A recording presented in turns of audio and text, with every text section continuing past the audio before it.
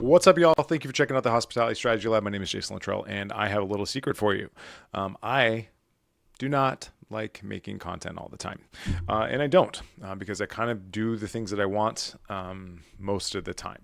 And so the way I even it out so that I have consistent content, even though I don't like doing it, is doing it when I want to do it, which is very rare. And so when I have an idea, something that I want to talk about, then that's what I do. And then I use AI and automation to schedule and process the rest because I don't have a team of editors. It's just me.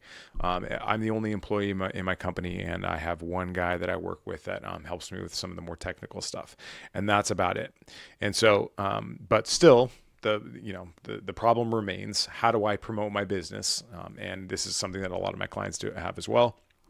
And generally, I try to stick to storytelling rather than a bunch of facts and figures, because stories are much stickier than a bunch of facts and figures. And if people really love facts and figures, then yeah, I don't know. People just that if you interweave the facts and figures into the story, then it kind of makes more sense. But you have to repeat it again and again and again. Anyways, I get off track sometimes. I get a little excited about when we talk about data, but so I don't like doing this, and so I do it once, maybe twice a week. Sometimes I skip a week, and here's how I do it to make it a lot easier for myself when I do feel like I want to do it. So the first thing I do is I set up a station for myself that is very low barrier to entry. So when I am in the mood, that it's really easy to do. So I flip on the light, flip over the mic, turn on the camera, and then hit record. And so all this stuff is like really set up. It's in a single place. And I would recommend that bar owners actually do this too, because restaurant owners do this too, because telling the story is a big part of what makes your place human, and telling the human story. So even if it's just you telling the story of your place, it would be even better if your staff wanted to get involved and like tell their stories and why they work with you, why they think your place is special.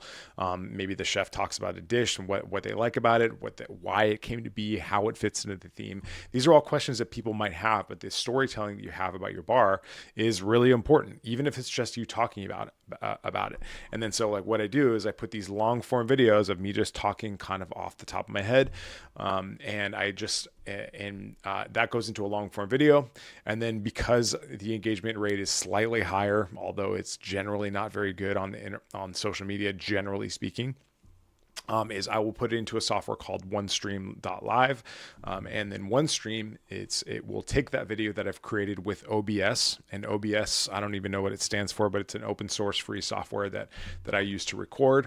That's how I use my screen shares. It took me about 20-30 minutes to figure it out. I'm pretty tech savvy. So it probably won't take me as long as it might take you. But I hit one button and it records using this camera. And then I turn on this light manually. It's a rechargeable light. It's not even plugged in. And then I have this mic that I use that I bought from Amazon for like $50. And that's kind of what I do. But before I had all this stuff, as I just recorded on a webcam. So step one is getting all your stuff into a place where it's really easy to record, and then you just stand up and start talking. Step two, and I use OBS to record from my computer. Pretty sure there's a Mac version. I'm using a PC. This is also can be done from your phone, by the way, quite easily. And then I take that video, I load it into OneStream Live, and then once that's done, that's when I'll start to caption it and start to tell, like, again, I don't use AI for this, as I will just kind of write my thoughts on what the thoughts were, just to make sure it's authentic and real. And then I schedule that to go live. And so that will go live. It'll stream live across channels like LinkedIn, YouTube, Instagram, Facebook. And I think that's it. And what it does is it says Jason is live right now, even though I'm not really live. And so that way, if I say something stupid, then I can decide not to do it or re-record. But that's never happened. Every time you've ever seen me, it's typically been in the first take. I can't remember the last time I was like, oh my God, I fucked up so bad that I'm going to re-record. I just usually just start talking. So the next thing that happens, so we've got this live video that's on the internet, that's everywhere, right?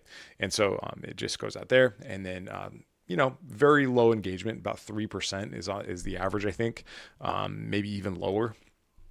And so what people see is something that's recent on your stuff. And so most people are not going to dig through to this point. They're not going to get through the first minute at least for my stuff, unless you wanted to craft this hook and this whole thing. And I don't have the patience for that. I just don't. I don't care enough. I don't love doing social media. I don't love posting all the time. I don't love creating content. I do love helping people, and I do love what the impact I have on my clients is. And so like, I'm willing to do this because even though I think it sucks a little bit, because this is what it takes to get my name out there and get my company out there and to broaden my impact.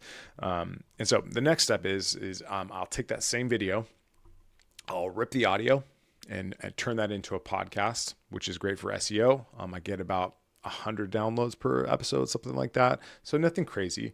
But those 100 people really like me and I really like them. A lot of them are my clients already.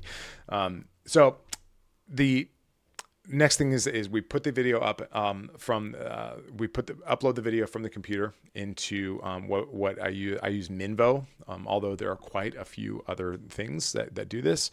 Minvo is my editor. That's the one that puts the little captions on the video that makes it so you can see what I'm saying without the sound on, which is what happens a lot of the time. So if you don't have captions on your videos, then a lot of people who may have seen it, that small sliver of the community that may have seen it, it enables them to see it without the volume on. And so at Minvo, it creates the captions on the videos, and then chops it up into 1 minute things. So I can ramble on for hours and hours and hours. And then Minvo, or there's other ones like Opus, I think is another one. Opus is one that I use. There's a bunch of other ones now. I usually use AppSumo to find these apps. And it chops it up into little pieces that and then helps me write the captions, which I typically snip down into like a fifth of what it originally said I should say on there, adds the hashtags, and then allows me to schedule the posts over time. And so what this does is it creates consistent flow on multiple channels where there's new content all the time, but it only takes me about an hour to process it. And so like 1 hour turns into like a week of content for me. And I could go further on that. I tried to do this in the beginning where I created a whole blog post out of every video that I made. But it just got exhausting. And honestly, that as soon as I haven't exhausted my warm community of the people that already know me and like me and trust me, and started working with them. And so once I've exhausted that community and all those people that want to work with me that I know already, then I'll start to get into SEO and stuff like that. But for a bar or restaurant, the SEO is much more urgent, I would say. But there's much easier ways to attack that. So like I would typically use a service called Yext, which is we have at wholesale rates through KMS, Kinetic Management Systems, my company. But what that does is it just makes sure that your listings are correct and current on 150 different websites, and that's going to be much more valuable than just putting up a bunch of blog posts. But in the near term, I generate around 15,000 impressions a month on all channels. And that's enough for me because of the targeting that I do with the content and the way it's positioned and all that stuff. And that's fine for me. I get around 2,000 or 3,000 web hits a month, and then that converts about 1/2 to one client a month or so, which is good for me, which is fine. And then people never leave, which is good. So that's kind of my thoughts on generally speaking what my social media strategy is. And I like to eat my own dog food, and so this is what I recommend that my clients do. And it's just like, generally speaking, just tell the story. Tell the story of the dish. Tell the story of an artifact in the bar. Tell the story of where the owners came from. Tell the story of what's going on with the business. Just tell the story, because number one, nobody cares. People do not care about anything as much as they care about themselves. And so, just tell the story. If that's if you're in business, then social media is a necessary thing. If you want a lot of people to see it, then you have to pay for it. But generally speaking, most people will go on about their day. And hopefully, they see something interesting that's interesting to them. But you kind of just have to put a bunch of stuff out there over time for people to get excited about it and interested in it and eventually come in. And so this is the way that I do it, so that I don't spend a lot of time doing it. And because I don't want to spend a lot of time doing things that I don't really like. I like telling my story. I love talking about myself, but just like everybody else. But it is not the most important part of my day. All right, that's all I got for you. This has been the Hospitality Strategy Lab. My name is Jason Luttrell, and I will see you next time. Bye-bye.